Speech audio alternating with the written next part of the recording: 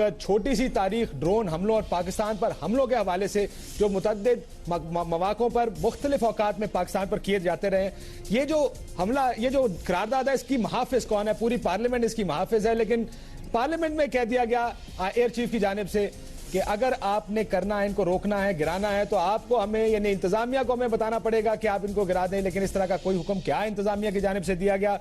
अब तक ऐसा कोई इंतजामिया का हुक्म हमारे सामने नहीं आया। इसको अगर एक मुआहिदा ही समझ लिया जाए तो इस हुकूमत के लिए मुआहिदों की भी बड़ी अच्छी एक तारीख है। 18 फरवरी 2008 के इलेक्शंस के बाद आए पहला मुआहिदा हुआ भूरबन का, जिसमें जज बहाल करने का वादा किया गया था। लेकिन फिर खुद ही जरदारी साहब कहते हैं कि ये वादे कोई कुरान और हदीस तो है नहीं जिन पर अमल दरामद किया जाए। 10 नुकाती एजेंडा हो या दूसरी इस तरह की करारदादें जो हम आपके सामने रख रहे हैं, किसी एक वादे पर जो हुकूमत ने किया हो अवाम के साथ या दूसरी जमातों के साथ अमल दरामद नहीं किया गया। क्या हम अगर इसी तरह खामोश रहे, जैसे मैंने पहले बताया, अगर 2004 में बोल पड़ते हमारे घर पे हमला नहीं था, हम इसलिए खामोश रहे। 7 साल खामोश रहने के बाद आज वो लोग एबटाबाद तक पहुंच गए और हम आज भी खामोश हैं। कल जब वो हमारे घर में पहुंचेंगे, केस उन्होंने हमारे खिलाफ बना दिया। वो जॉन कैरी जो कल पाकिस्तान में थे, वो यहाँ कह के गए कि मैं यहाँ ना माफी मांगने आया हूँ और ना ये कहने कि हमने ये हमला गलत किया, बल्कि कहते हैं ये दुरुस्त हमला किया। और उसके सामने हमारे मुल्क के 3 सतून बैठे थे, सदर, वजीर आजम और chief of the army staff. उसके बाद मुश्तरका एलामिये में इन 2 मामलात का जिक्र भी नहीं था, ना ड्रोन हमलों का और ना ही एबटाबाद ऑपरेशन का। जब अमरीकी हमारे सामने आते हैं, गोरा हमारे सामने आकर बैठ जाए तो शायद हमारी आवाज बंद हो जाती है। उनके सामने हकायक बयान करना या कौम की 180 मिलियन की आबादी की आवाज बुलंद करना भी हमारे लिए बड़ा मुश्किल हो जाता है। अब जब ये मामलात हमारे घर में पहुंच जाएंगे और जब उन्होंने केस बना दिया आपके हमारे मुल्क पर दहशतगर्दी का, और कल कलां को अगर वो हमारे एटमी हथियारों के पीछे चले गए तो यकीन मानिए हमारे पास कोई केस नहीं है अपने दिफा करने का। कब बोलेंगे हम? हुकूमत कब अमरीकियों के सामने बात करने के काबिल होगी? ये हमारे आज के प्रोग्राम का नुक्ता है। मेहमान हमारे साथ स्टूडियो में मौजूद हैं। लेते हैं छोटा सा ब्रेक नाज़रीन, ब्रेक वापस आते हैं तो गुफ्तगू अपनी उसका आगाज करें।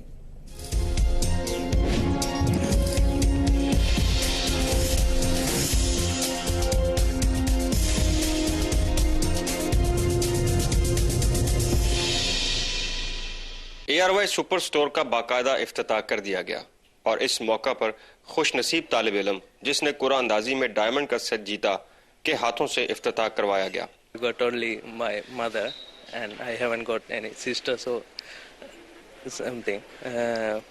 So I need to present this to my mother. Super store की इफ्तिताही तकरीब में खरीदारों की बड़ी तादाद ने शिरकत की, जिनका कहना था कि वो एयरवाइज सुपर स्टोर पर बहुत दूर दूर से खरीदारी करने के लिए आए हैं। बहुत अच्छा लगा, मतलब सारी सब कुछ एक ही साथ है, स्पेशली हलाल मीट।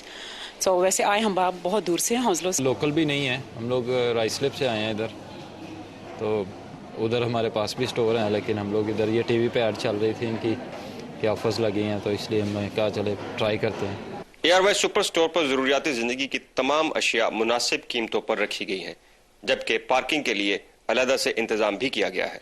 एयरवाइज सुपर स्टोर का बाकायदा आगाज कर दिया गया है। खरीदारों ने एयरवाइज सुपर स्टोर पर मुकम्मल एतमाद का इजहार किया है। साकिब राजा, एयरवाइज न्यूज, लंदन।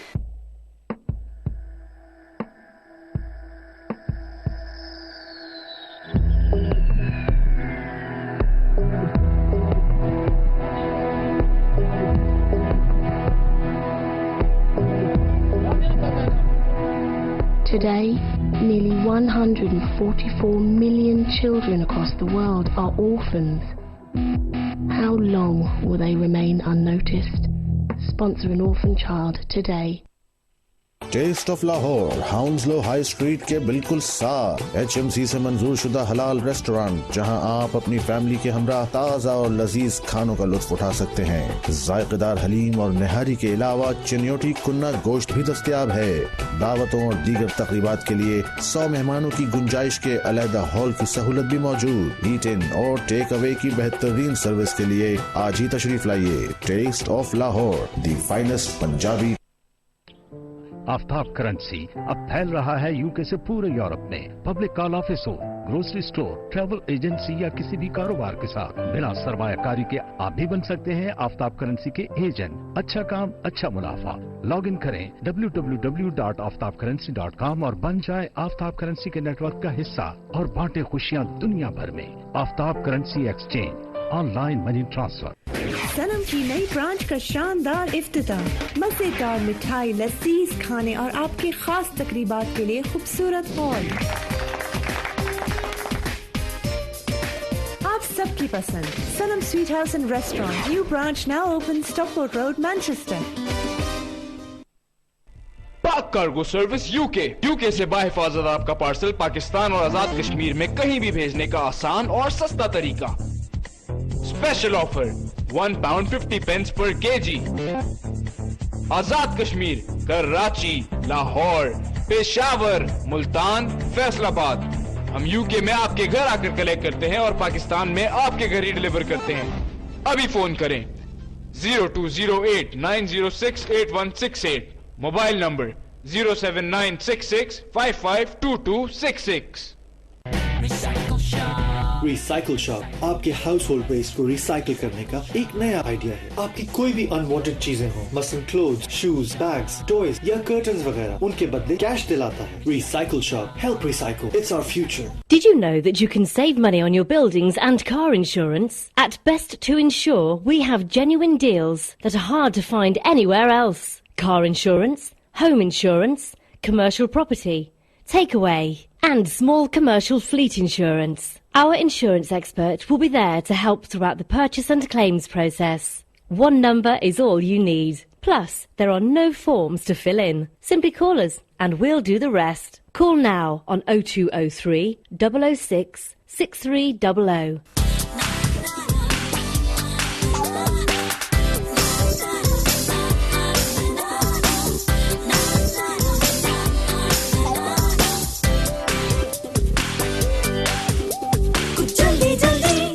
कुछ हल्का फुल्का, कुछ ताजा ताजा, कुछ गरम गरम।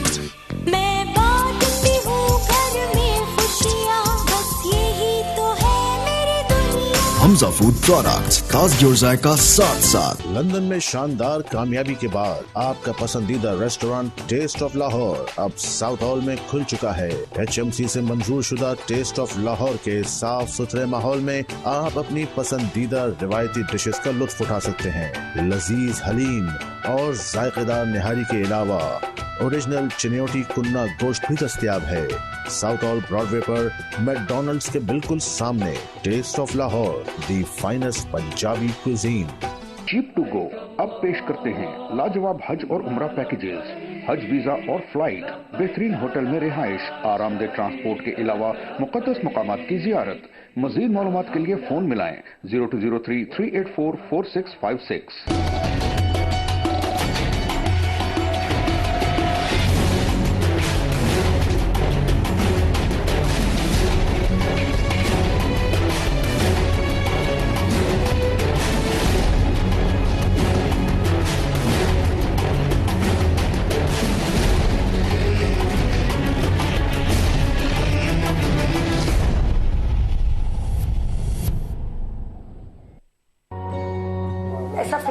होता है जब हम किसी अच्छी चीज या किसी बुरे वक्त में होते हैं कि वो हमारे साथ हैं। एक लफ्ज है मेरे ज़हन में, बोल दो, हमें शर्म नहीं आती। दुनिया मैडम को प्रोटोकॉल देती थी और मैडम बज़मी साहब को प्रोटोकॉल देती थी। लाहौर की फिल्म इंडस्ट्री को अब जरूरत, हमारा तुमसे कोई मैच ही नहीं था ना है ना हो सकता। हमें जरूरत नहीं है कि गवर्नमेंट कुछ करे, मुझे कोई तवक्को नहीं थी ना है। एक और जॉन तो मुमकिन ही नहीं। Very strange arrogance about himself. Best director का अवार्ड मिला और हमारे टेलीविजन ने इसको देने भेजा।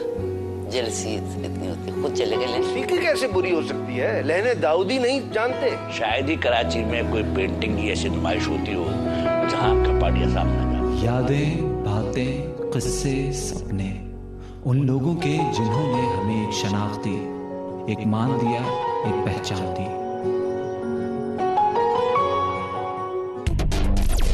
देखिए प्रोग्राम तितलियां हर मंगल 3:30 UK और 7:30 USA में सिर्फ ARY न्यूज पर।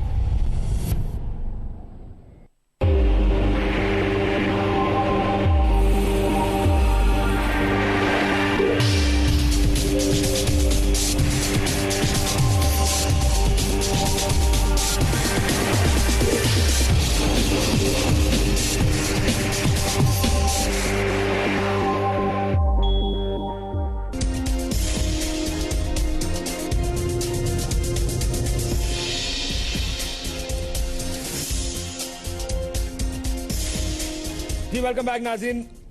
4 दिन गुजरे जॉइंट पार्लियामेंट की रेजोल्यूशन को और आज ही कल ड्रोन हमला, आज नेटो के तैयारों का या हेलिस का हमला और हमारी हुकूमत की जानिब से फिलहाल कोई रद्द-ए-अमल नहीं। इस पर प्रोग्राम में बात करेंगे। ख्वाजा मोहम्मद आसिफ साहब, मेंबर कौमी असेंबली पाकिस्तान मुस्लिम लीग नून के, शुक्रिया ख्वाजा साहब आपका। नजर मोहम्मद गोंदल साहब, मेंबर कौमी असेंबली सीनियर रहनुमा पाकिस्तान पीपल्स पार्टी के, बहुत शुक्रिया गोंदल साहब आपका भी। और हैदराबाद रिजवी साहब हमारे साथ कराची से मौजूद हैं, डिप्टी पार्लिमानी लीडर हैं मुत्तहिदा कौमी मूवमेंट के।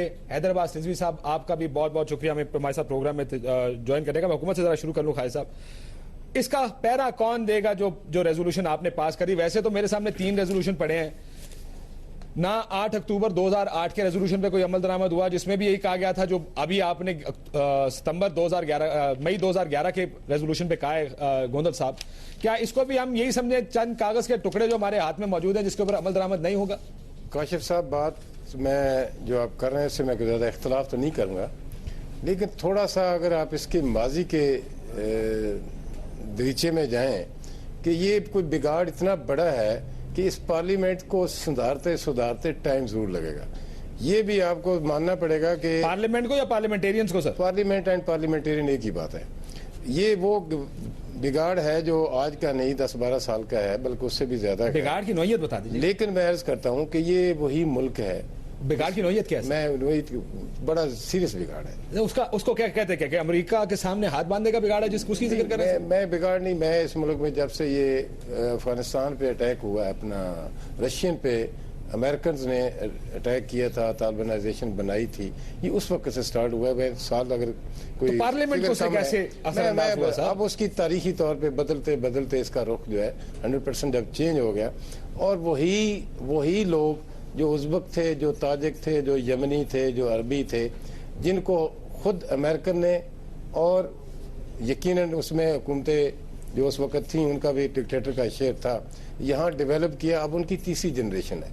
और अगर आप देखें जितने भी पार्लियामेंट का उससे क्या ताल्लुक? मेरी अर्ज सुन लें, जितने भी लोग नजर मोहम्मद गोंदल साहब अमेरिका के सामने बात क्यों नहीं कर सकते? इसका किस यमनी से, किस उज़्बेक से, किस ताजिक से ताल्लुक है? सर मुझे मैं उधर आ जाता हूँ अगर मुझे थोड़ा टाइम दें। आपने पूरा सर, ये तो हम पिछले 2 हफ्ते में आपकी जब से वज़ीर आज़म साहब ने तकरीर की है, सब लोग पहले 5 मिनट लगाते हैं अगर यमनियों पे, ताजिकों पे, सोवियत यूनियन पे। सर मुझे आ जाए 2011 में। ये सुनने सुनाने की मैं बात करूँ, मैं ज्यादा आपसे तकरार नहीं करना चाहता। जो आपने सरमद पढ़ा है ये कोई आज का है? ये 12 साल से आप भी पढ़ रहे हैं। तो जब तक इशू रिजॉल्व नहीं होता ये डिस्कशन तो होती रहेगी। जब तक इशू रिजॉल्व नहीं होता तो लोगों का जिक्र होता रहेगा।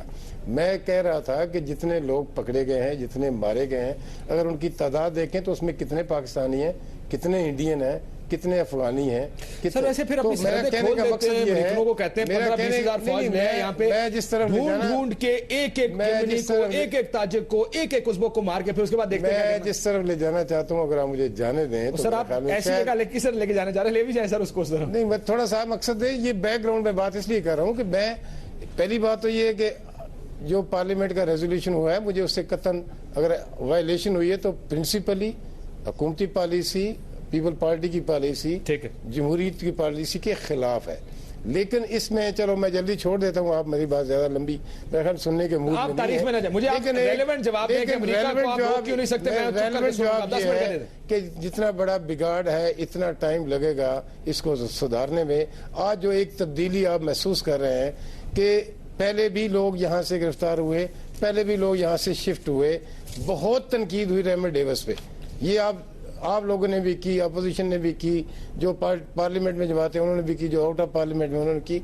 लेकिन एक फर्क जरूर है कि एमएल कासी के जाने में और रेमंड डेविस जाने में एक वाज़ेह फर्क नजर है। इसी तरह मैं दूसरी बात जो करना चाहता हूँ कि करारदाद अगर हमने रेजोल्यूशन किया है तो कैरी को ये कहना पड़ा। इससे पहले आप अगर मैं याद दिलाऊं तो यही सेनेटर कैरी कहता था कि जहां भी कोई हाई वैल्यू टारगेट होगा हम किसी को एतमाद में नहीं लेंगे, हम शेयर नहीं करेंगे।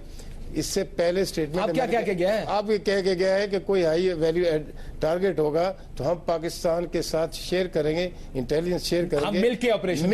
ये किसने उसको मैंडेट दिया? जी नहीं, मैंडेट पार्लियामेंट से पूछा आपने? जी मेरे सुने, ये मैं एक तब्दीली की बात कर रहा हूँ। मुझे बताया ना। और ये नहीं, ये आपने पार्लियामेंट से पूछा कि क्या अमेरिकियों को पाकिस्तान की सरजमीन पर ऑपरेशन का इख्तियार है? इसमें देखो, इसमें कोई पाकिस्तान अकेला स्टेक होल्डर नहीं है। इस जो इंतहा पसंदी या जो टेररिज्म है इसमें कोई हमारा ही मसला